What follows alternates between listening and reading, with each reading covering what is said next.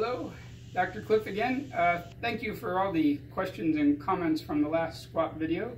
We actually had enough questions that we're going to do a video just on the questions that you had. All right, number one, why would you go fast in the squatting, and what are the reasons why you might want to slow it down? Good question. So when we squat at a normal rate, we'll say, where you're just going down, and as soon as you get to the bottom, you're coming back up, you're using the springiness that's in the muscle to help you get back up. Now, you don't want to just kind of fall down and bounce off the ligaments and tendons in your knee, because that can beat up your knee. So you want to go down as quickly as you can while you're still controlled.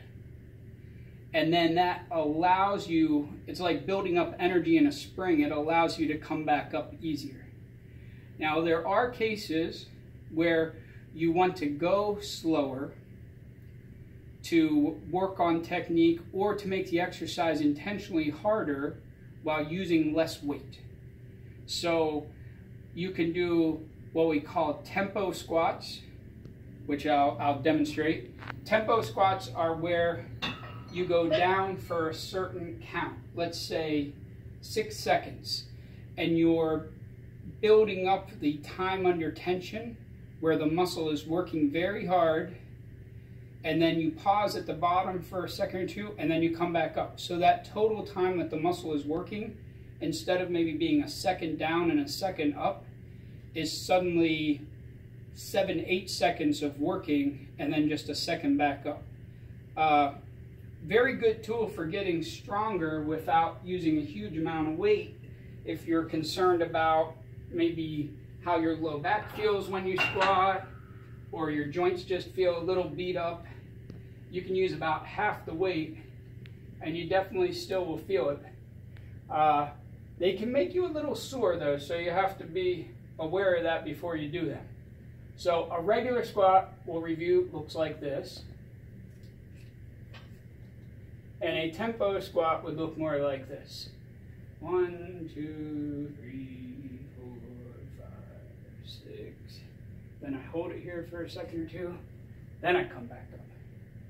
So that's the difference between a regular squat and a tempo squat. There's also a pause squat, which is basically the same as a tempo squat, except without going down slow. You just go down to the bottom, hold that bottom position for a few seconds, and then come back up. What would be the benefits of doing a pause squat? A pause squat also increases the time under tension, but you don't get as much of the eccentric loading, which is the slow lowering that you get with the tempo squat, so you're less likely to get sore. The other benefit of the pause squat or a box squat, which is almost a type of pause squat, is that a lot of people have difficulty holding this bottom position. They get to the bottom and their knees start to come in, or their body starts to come forward, and by holding this position for a few seconds, it just helps to increase the strength and the stability, so you're more confident in that position. What are some other mistakes that new people who have not done squats before commonly make? Well, one of the big mistakes is using either too much weight or too little weight. That's a fairly easy fix just by changing the weight. I would rather you start light and really work on your technique, but you can't stay with a light weight forever, or your legs aren't challenged enough to get stronger. The other thing that happens is some people mistakenly believe that their squat should stay straight upright, like their back is made out of glass. So they'll squat here, and it's very difficult to get as low as you should go, keeping your torso 100% vertical. what should happen is that when your hips and your knees bend, they bend the same amount.